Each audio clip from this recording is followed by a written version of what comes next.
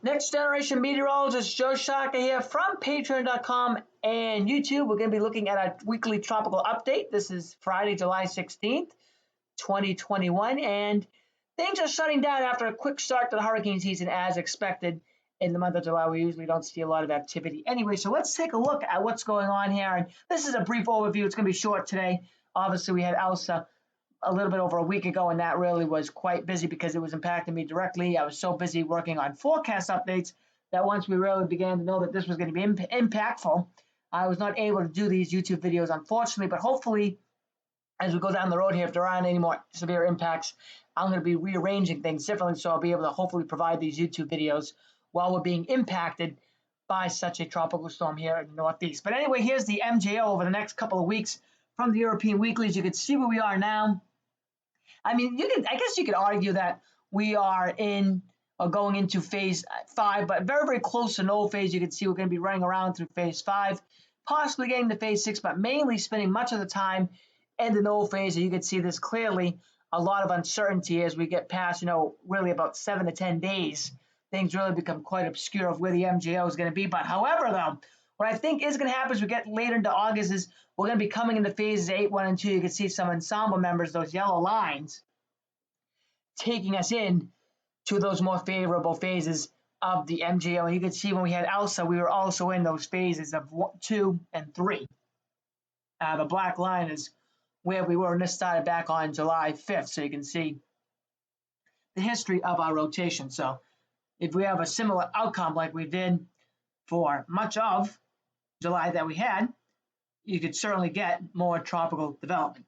Now, with the MJO being in the null phase, none of these phases really matter. However, I guess you can make the argument as we trek along here into phase 5 and 6, there could be some, non-consequential development out in the middle of nowhere. I mean, maybe the Northwest Gulf of Mexico, but again, you can see here pretty much these blue areas are shut down in phase 6, except off the mid-Atlantic and northeast coast out by Bermuda, but that's pretty much about it. But phase 8 and 1, and then especially phase 2 and 3, you can see the enhancement that does go on in the tropical Atlantic. You can see here the ocean temperature anomalies, departures from normal. We're warming up nicely in the MDR. The Gulf of Mexico is recovering, but still plenty warm enough to fuel tropical cyclone activity temperatures in the mid-80s in the Gulf of Mexico. So these are just anomalies. The departures from normal doesn't tell you the actual ocean temperatures, but this graphic here does show you the actual ocean temperatures, and you can see the Gulf of Mexico 28, 29 C, pretty much, again, 83 to 85 degrees, and this 26-degree line is up to 40 north now, which, again, I think it's like the 3rd or 4th year in a row now we've seen this kind of water, at least this far north, and that's pretty impressive, and you're going to continue to build that further north over the coming weeks and months. And I think it's going to get very close to New Jersey, and I think right up to Long Island as we work our way into the month of August. However, you can make the argument of heavy rain and stuff, knocking it down a little bit, but whatever. In theory, if we have a tropical cyclone that runs along or impacts the East Coast, it's not going to really matter if you're going from 26, 27 seawater to 23, 24. It's really not going to matter given the transition that goes on with these things and, the upper jet support. It certainly would not be weakening any tropical system, making a run for the mid-Atlantic up to the northeast. And again, these waters will continue to warm as the weeks progress.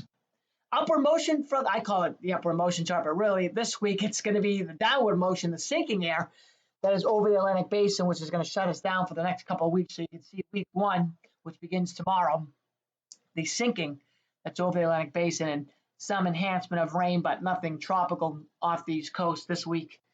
And then week 2, the sinking begins to abate, if you will.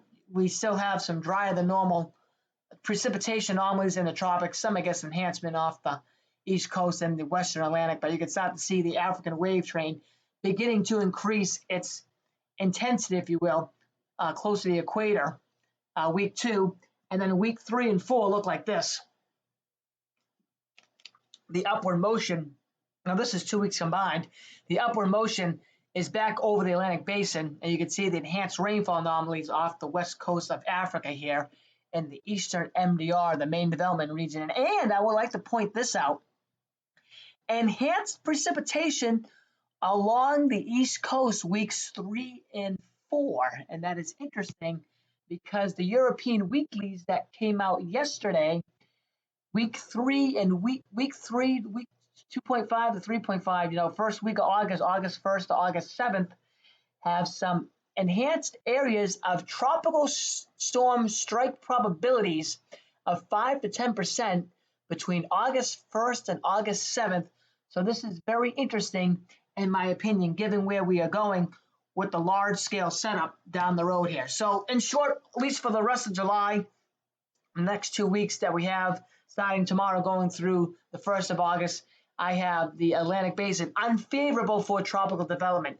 However, though, that does not guarantee there won't be nothing. There certainly could be a small storm that pops up, but certainly the large-scale background state of the Atlantic Basin is unfavorable for the next 2 weeks of July. That's it for now, and thank you for watching.